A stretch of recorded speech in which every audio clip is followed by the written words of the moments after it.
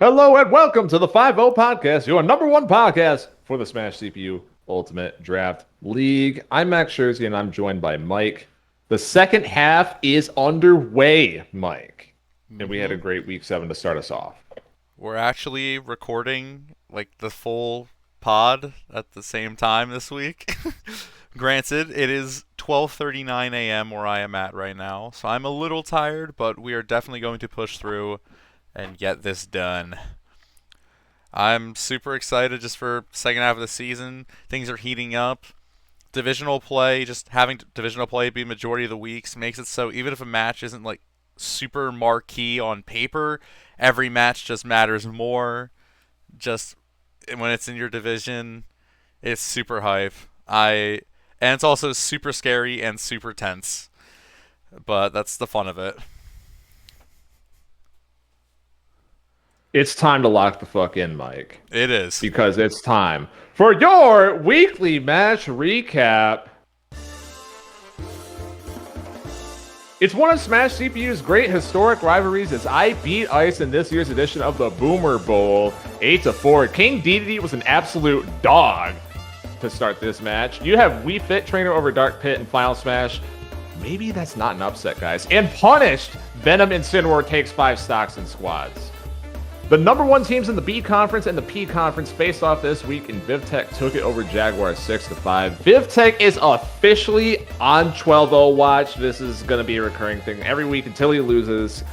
He really has nothing to prove anymore. His biggest challenges left on his schedule are Crimson next week and H-Kun the week after that. So those are going to be must-watch. Meanwhile, Jaguar is out of first place in the True Division if he loses next week. Knock on wood, because he's facing me and I would like to win that. For the pride of Cajun-style fried chicken, it was a bold jangles between H-Kun and Uh-Oh, a divisional rivalry from last year. Uh-Oh takes it by the score of 6-5. These teams had some clear mismatch strengths, so it mostly came down to singles for this set. Uh-Oh's Falcon takes it over H-Kun's Mega Man. Let me get a peek of that action in the great rat race between the OG Koishi and the rising star Theo. And Theo's going to take this set. Koishi did win the Pikachu versus Pikachu in Stamina. But this was another one of those evenly matched sets where the filler was the killer for the losing team in squads. So Theo takes it. Theo's Yoshi. Look out for that guy. He's making it work in doubles like it's 2023 again. Everyone's favorites, Omar Gosh and Kamazats traded strokes in the Gooner Bowl, with Kamazats taking it 7-5. Omar wins 2 out of the first 3, but Kamazats underperforming Samus Dark Samus team for most of the year. Performed this week, and then took squads as well. Omar needs to go on a W5 the rest of the year to finish with a 9-3 record. Still possible, people. Mike beats up on Weeb 8-3. How about Greninja 2-0 over Duck Hunt in Final Smash? And Mike's Inkling Marth beats Cloud Sephiroth as well. Weeb had such a hot start to the year, is now in danger of falling to 500 next week. Wave beats Tribal 7-5. What a weird set this one was. Sonic gets 2-0'd in Final Smash by ZSS. And then Tribal's Falco gets a win over Wave's Cloud and Stamina, but once again, they traded sets, and the filler character killed the loser in deciding squad set in this one.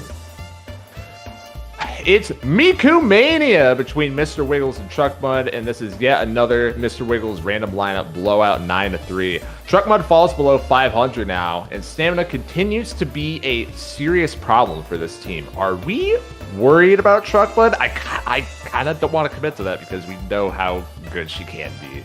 But I don't know. Time's running out. Adrian takes it over User 7-5. This set had Ridley versus Richter in singles. They both put them there on purpose, and it went in Adrian's favor there. And then an easy Pac-Man 2-0 over Crom in Final Smash. Do not sleep on Pac-Man in Final Smash. That guy has always been a problem. Bling beats Parkour with a fake 7-6. Bling's Diddy Kong beats Lucario in singles to start it off. Because it's not about you.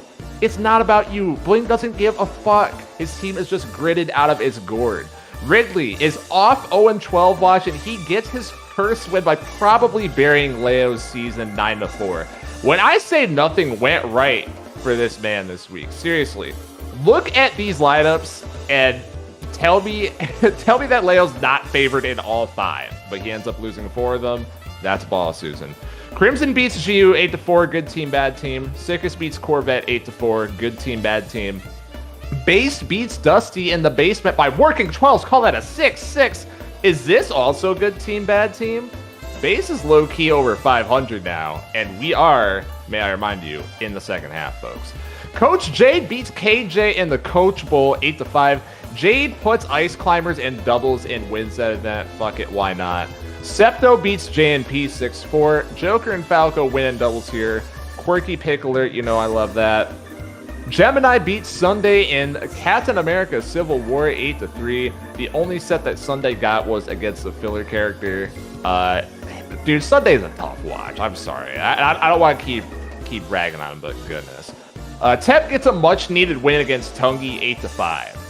Doc and Snake have good weeks to propel him, but Duck Hunt's early season success seems to be wearing off. And where has this doubles team gone this year, by the way? Bowser Falco, like, absolutely unbeatable super team in 2024. 2025, they're just like, all right, maybe a little above average. What's happening? The whole team hasn't really all gone at the same time for Tep this year, but this is a good win for him. Good step in the right direction.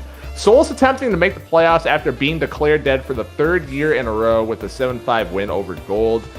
He has B Gunner on his team now. Look out for that guy. Still undefeated on the year in stamina. Giraffe takes it over Orchid in the Flora and Fauna Bowl 9-4. Never mind, Duck Hunt's good again. Forget what I just said in that Tep part. His squad's team is pretty nasty as well. DeQuavius upsets Corey 2016 with a fake 7-6. Palutena straight up beats Yoshi in singles in this one. Okay, Palu, I see you. I like what you're doing. Smet stays in the mix with a big win over Mini Squick 6-5. He wins the sets that he's supposed to. Sonic and Pichu look dominant in this one, and he's been relying on them all year, and more often than not, they have come through. Wee woo, wee woo, wee woo. New teams that died after week 7. I'm killing Leo, Jiu, Corvette, and KJ. They all have 2 wins or less, and they weren't dead the last time we checked in. The next check-in, we're going to be killing teams with 3 wins or less after week 8. And finally, we're wrapping up the recap with the Dead Teams Matchup Corner. Bren beats V 7-5, and Krillin beats Akagi 6-5 in Mario vs. Krillin at the 2026 Italy Olympic Games. And that's this week's matches in the Ultimate Draft League. Nice recap as always. I definitely appreciated the puns this week. Those are very good. Appreciate it. For the Miku one, I'm gonna break the illusion here. I had some like onomatopoeias written down from like the one Miku song, and then I read it and I'm like, fuck, I literally don't know how to pronounce this, so I just skipped over it. I will say, based off the teams you're declaring dead, it is interesting. Are you declaring Ice dead or not? Oh yeah, also Ice. Oh, Sorry. okay, he is. Okay. I forgot him. You are declaring Ice dead. Okay. You're saying I just barely... I know you disagree because of the division, but it's for... I'm not looking at division people. You got to realize I'm just doing a flat what your record is. Bro said, I buried you, boomer. Die. Oh, man. Speaking of divisions, though, I think that's a pretty good segue to get into the divisional recap for this week. Starting off, as always, in the Vent division. Like Max said, 12-0 is a legitimate possibility for VTech at this point. It's still very far away and most likely not happening, but like there is an actual chance at this point. He's still running away with this division. Crimson continuing to make his ascent right now. Is outright in second place in the division right now, 4-match win streak. He does have a chance to make this division much more interesting this next week if he is able to pull off the upset over VTech. If not, if VTech wins this next week, he is like, the division's pretty much his already.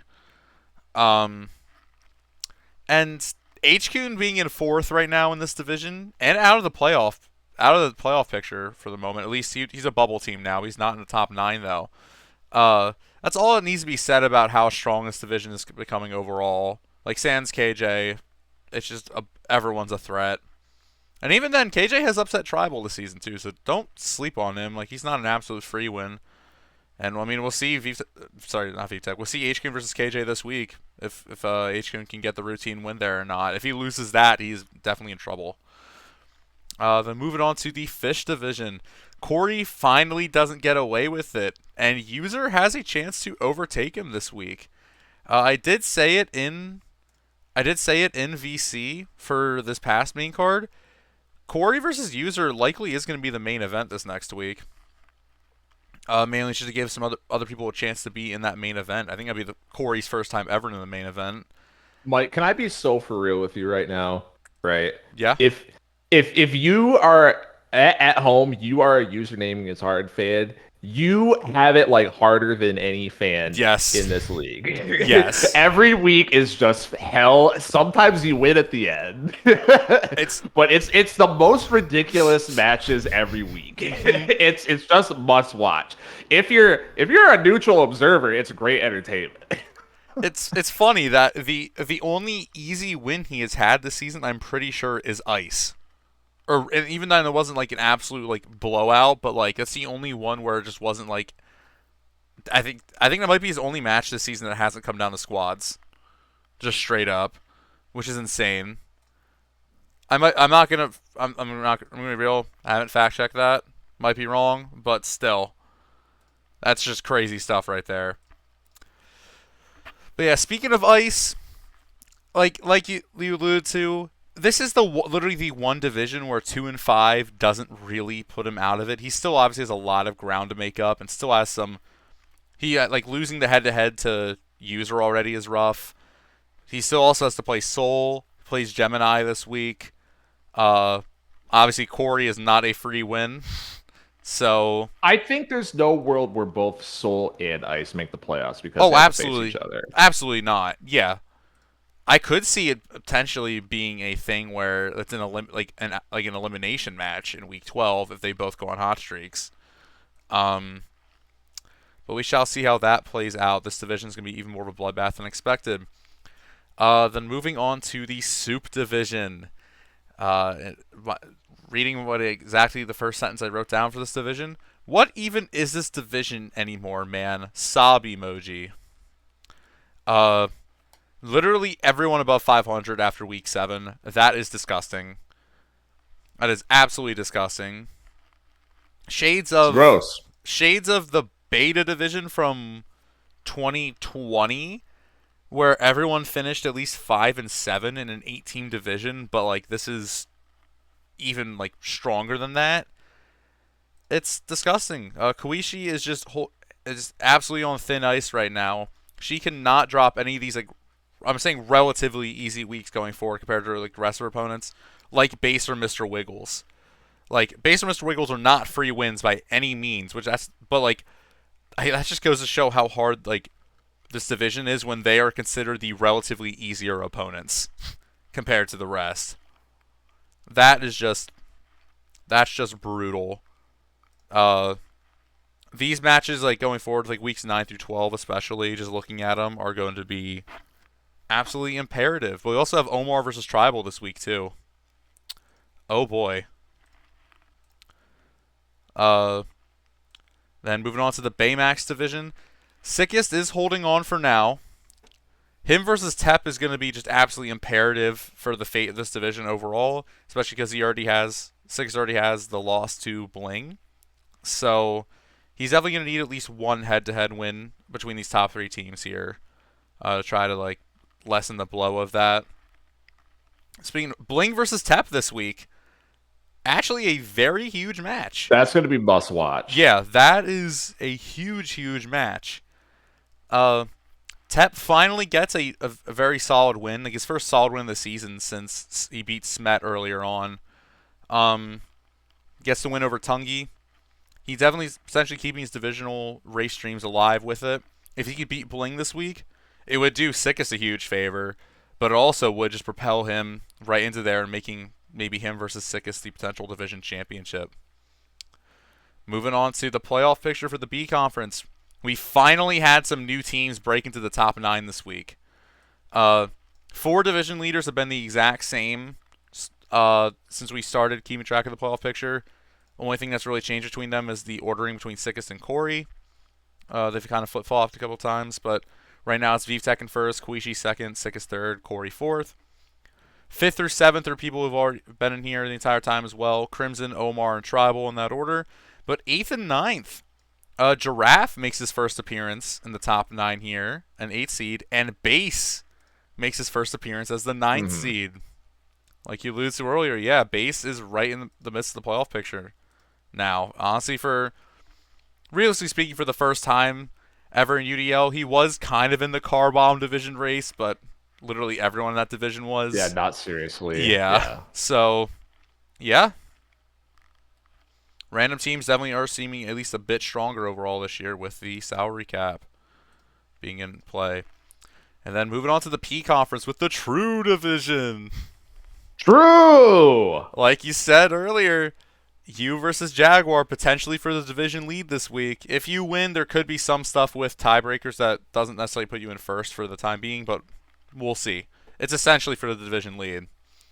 Yeah. Can Mr. Division get back to his division winning ways, or will Jaguar all but wrap up this division race by week 8 this week? UDL veterans may remember in 2022 when this exact scenario happened. I had a bad record going into divisional play, and then I went undefeated until I faced Jaguar, and then I took the lead from him. Yeah. So just gotta do it again. Let's go, team. Yeah, that's gonna be absolute must watch this week. Jade's still keeping up for now too. Jade definitely right back into firmly into this division race, even though they still are right now. If you end up beating Jaguar, that's gonna make things really interesting. Because Jaguar did already get the win over Jade, but that would make you versus Jade a very huge match then as well. Yeah. What week is that actually? Let me check real quick. That is week 11. Whew. Okay. Moving on to the Pain Division. Holy 5-2 teams, Batman. Yeah, 3 5-2 teams in one division. Definitely, it's just it has been like this for a while, but it's just absolutely just cementing now that it's just 3 good teams, 3 honestly not good teams in this division. Which again, it's painful to say that with Leo and Orchid being those bottom 2, but at this point they are 2 and 5. It's rough. Has rebounded very well after that 2-game skid in weeks 4 and 5.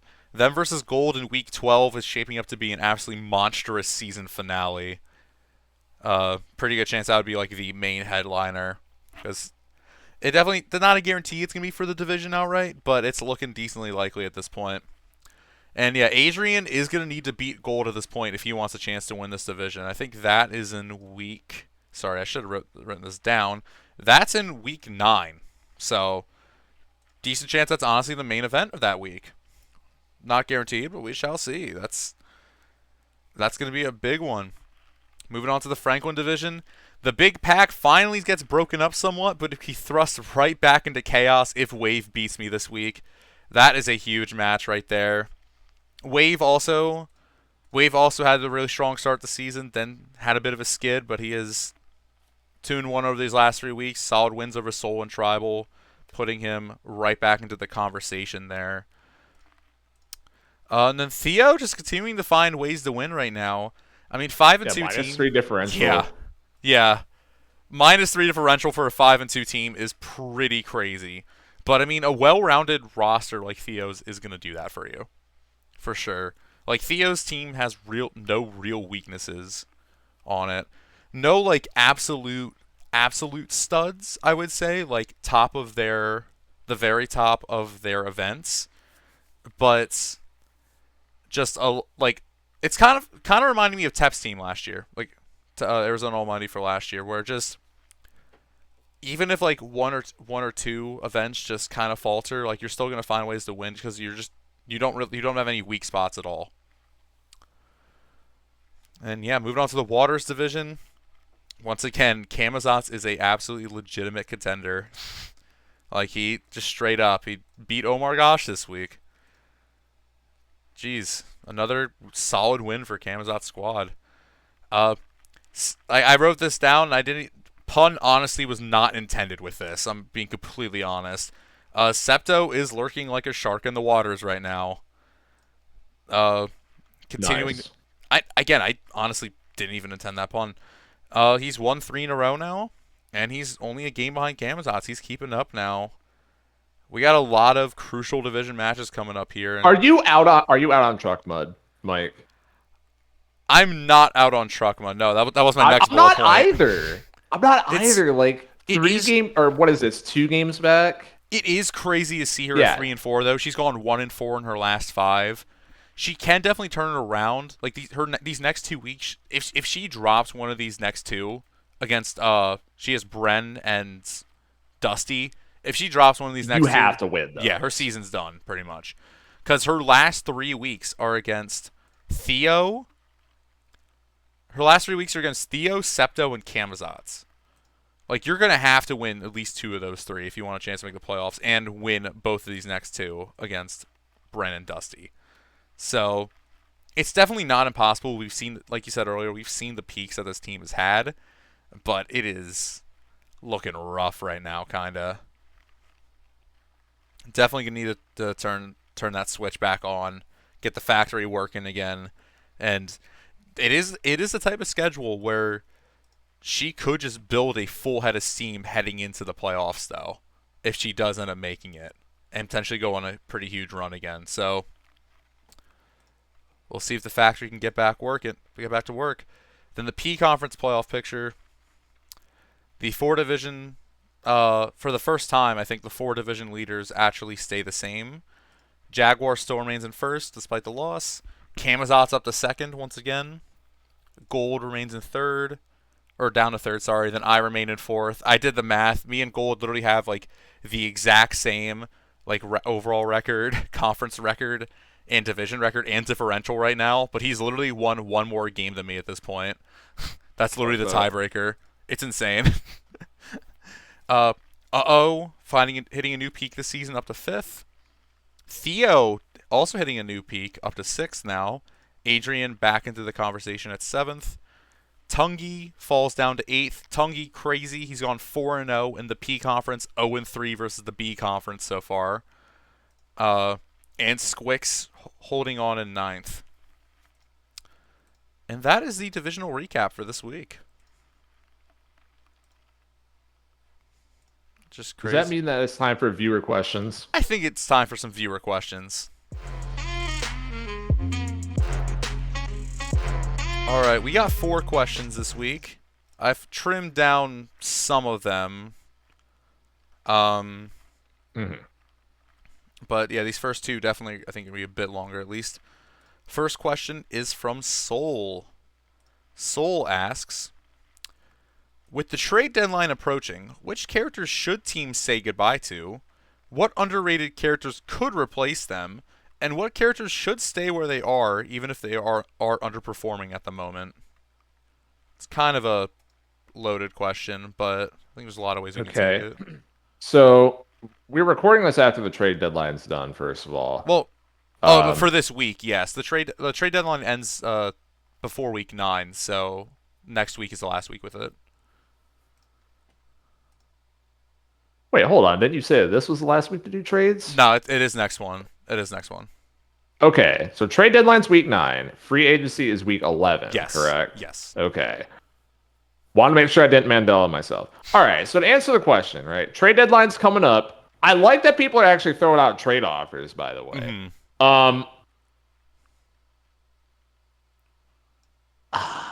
Honestly, I think the question is more, if someone's hot, they're probably just going to get picked up. That's how the league has gone. Yeah. Typically. It's more like if you have someone that's like, that's low, like, do you want to drop them right now? The big one is like Cloud. Yeah, I feel like Cloud sucks. I feel like the specific wording of this, especially the last part, was to bait us into talking about Cloud.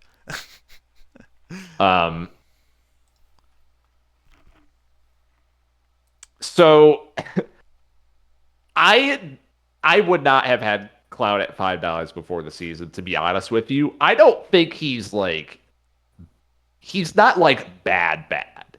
Like he's a legit stamina character, obviously. Um, is he gonna take losses? Totally. Like I don't think you can. I think if I you're trying to like solo Cloud as your like only stamina carry going into the playoffs, you might be disappointed with that.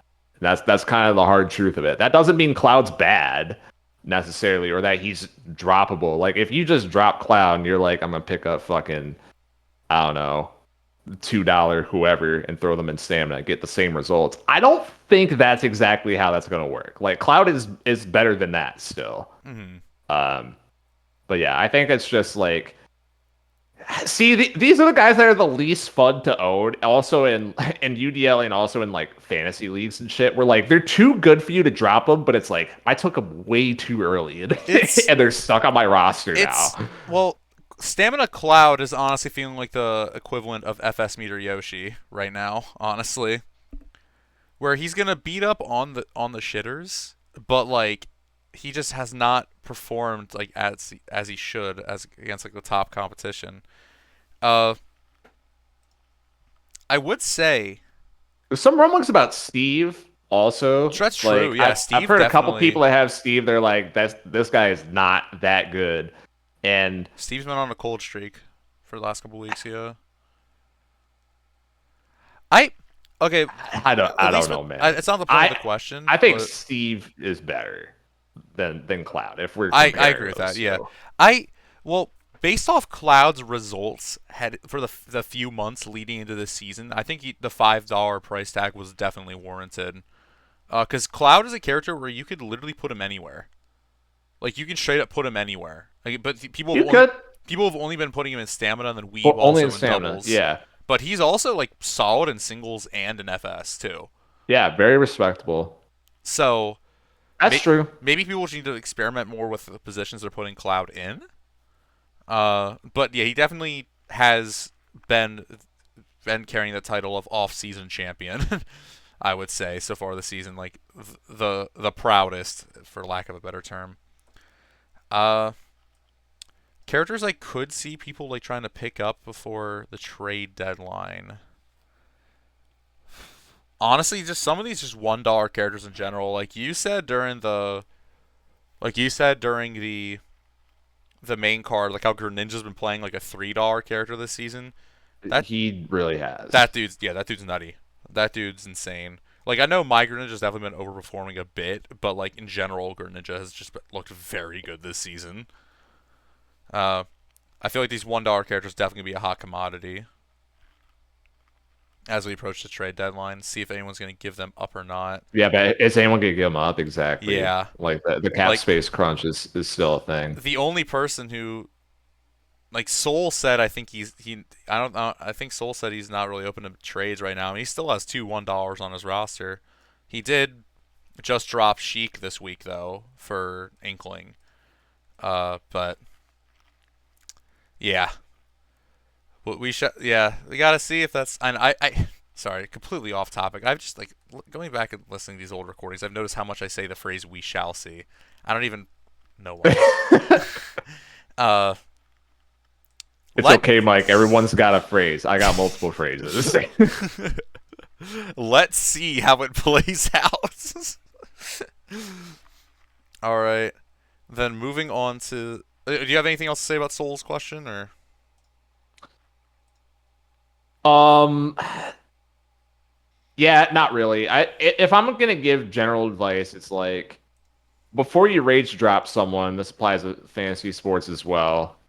Um, the one question you should be asking is how mad are you gonna be if someone else picks them up and then they're good, right? Mm-hmm. Or if you drop them and then they're good for someone else, you're just like, well, that was never gonna happen on my team. Maybe drop them then.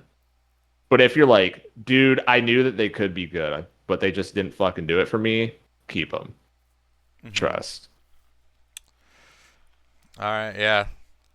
You definitely have a lot more experience in the fantasy stuff than I do, so that is sound advice though for sure.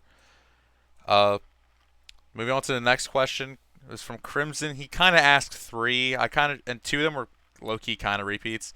So I trimmed it down just to one. Who is your pick for a comeback team to make it into the postseason? If you had to pick one at this point. So I'm just gonna assume like teams not in the playoff picture. I'm looking at Yeah. 3-win teams right Or now. yeah, or teams that are like just kind of bubble teams right now. Yeah. I mean, User's the obvious one, but he's like one game back in the division. I yeah Uh, I my pick would Truck Mud, like we said, I'm not giving up on Truck Mud mm-hmm. still. And just scrolling through, I know my pick. those are my main two. My pick would Yeah. from that same. Honestly, my pick as of right now is Soul. I think Soul's got a scary He's good not the roster at same this team point. at the start of the year Well, absolutely at not. all. Yeah. So yeah, Like you look at these free agent yeah, he pickups, totally can too. Gunner, well, Shulk in the trade with me, Inkling, Crom. And this is even with the Rosa Zelda $3 team that has been performing pretty well in doubles for him. So he's got and he has $1 to still bump up one of his characters if he so wishes. So and he said he's got plans. So I mean, hopefully it doesn't end up being a jinx. But he is honestly in a very strong spot to potentially snatch that division up. Him versus User is going to be must see. Electric. That's week 11. His last 2 weeks against User and Ice, those are no. His last actually, I didn't look at his schedule. His remaining 5 are against Gemini, Corey, H-Kun, User, and Ice. Oh man. I honestly did not look at his schedule before saying this. I'm gonna be so bad when Corey wins this division. Dude. I'm gonna be so bad. I'm telling you guys right now. I'm gonna fucking go postal. Kind of like how I said with Truck Mode earlier, though. That is the type of schedule to if he could get through it, because honestly, 6-6 might be enough to win this division. But if he can get through that stretch with only one loss, he's gonna be going into the playoffs with a full head of steam. So, but granted, that's a very big if. That is a very big if. So, yeah, Soul and User are definitely good picks just in general for that though. User's schedule not looking as hard as Soul's. He has Corey this week, then Ridley after, then Smet, which that's actually a huge match between like two potential bubble teams, and then Soul and Gemini. So, yeah, I think the Fish division just in general is probably the safest pick for that, just for how close the division is. All right, moving on to the next question. A bit more of just a not serious one from ViveTech. What's your favorite running bit from UDL so far this season? And he says he specifically puts on the stipulations of nothing from the Crimson versus Sickest match, Oh, come on. and no Omar Gosh. Maybe we have run those two a bit too much into the ground. If No, we never do that. Nah, never. One that like a low key favorite of mine from so far in this season has been the whole like Sickest and Ice. Like, dude, your team is so ass. That is pretty good. I know there's probably one I'm just forgetting right now, but that one has definitely gotten a good laugh out of me every time it's come up.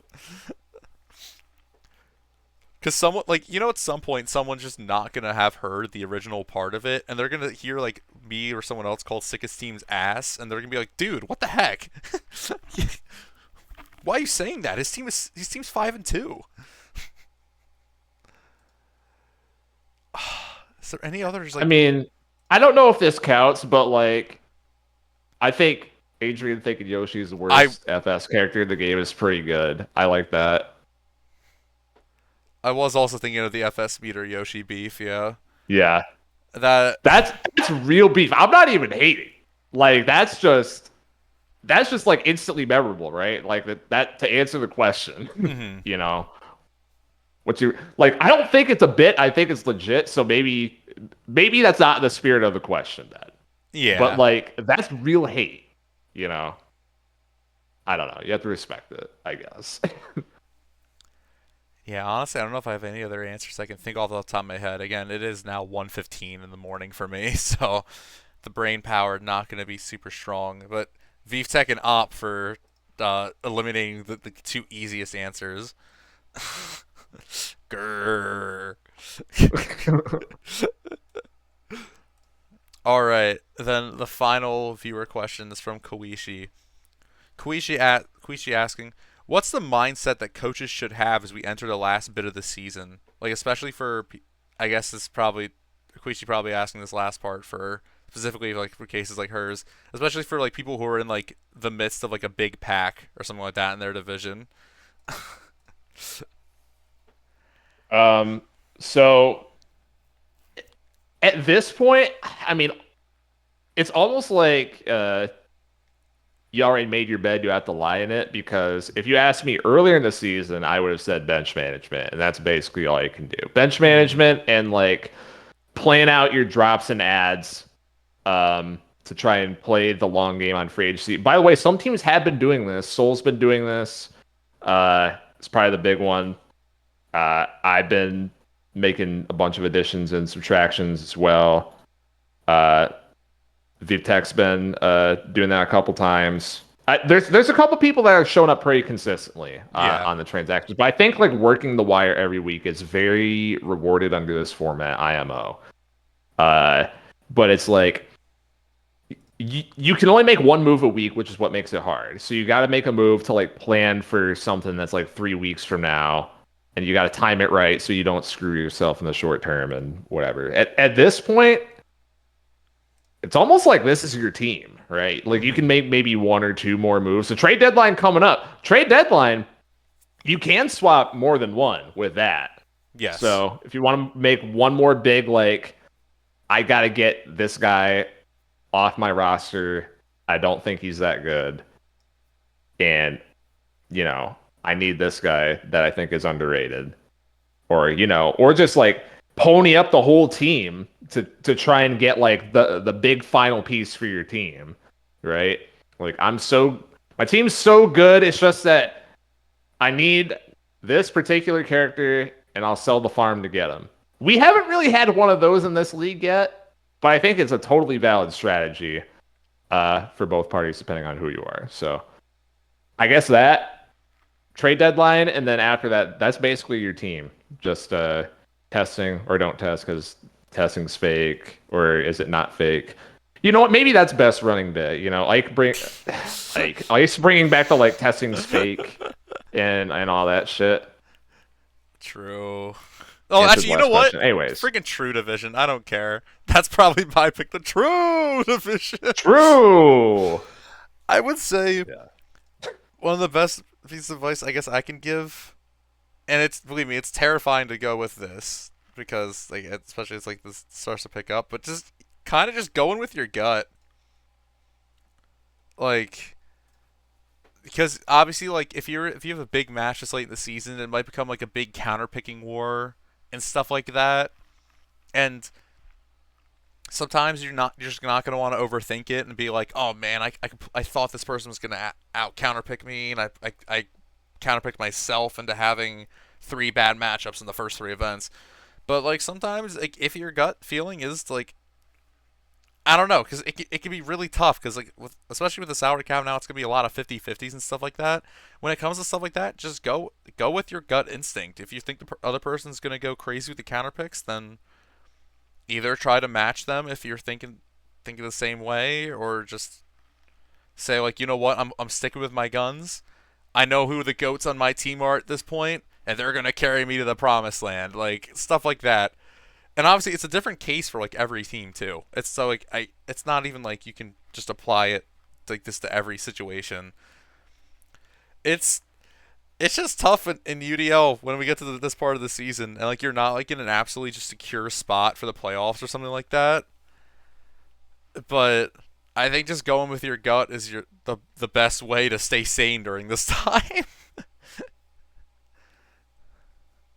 I know I kind of just Yeah, ramble for Mike, who like. can forget that in Coach Izzy's press conference there, when she retired, she not retired, sorry, mutual departure from the team. I forgot the lore. She pointed out, right? It's you just start having fun with it again, and the results just came in, right? Mm-hmm. You start overstressing about shit, you work yourself into a shoot, as they say in the business, right? So, Mm-hmm. you know, follow uh follow the wisdom of Coach Izzy, who's currently unemployed. Or is And she on another team? I guess we'll find that wasn't out once I wasn't revisit the she, lore. wasn't she wasn't she potentially on Tribal's team? I don't know if that's the Izzy or not. We have to I'll have to ask Oh, Tribal. really? We'll have to Yeah. figure that out. All right. Yeah, we'll figure it out. Just like how we're figuring it out that this is the end of this episode. Yes. Love that, Mike. Thank you. We got a big week ahead. It's maybe not as stacked on paper as these previous 2 weeks have been, but again, just with it being divisional play, that just makes every match just that much more important. We got a lot of bangers still this week, though. We got me versus Wave. We got Omar Tribal. We got Jaguar Max. We got User Corey. Smet versus Giraffe, one of the more underrated ones for the week, I'd say. VTech Crimson. Bling versus Tep. Another one that's not a super huge one in terms of like both teams being super stacked, but we do have the brother battle between DeQuavius and Gold this week as well. Uh, yeah, and many more matches. Obviously, that's just kind of how it is when you have 24 matches a week. But yeah, I think very good episode. Again, glad to be actually recording the full pod together again, and not the Absolutely. Frankenstein episode we had this past week. Yeah, we're cutting that from the records. And that's it for the 5-0 podcast. Thank you all again for tuning in. See you guys this upcoming week 8. Peace.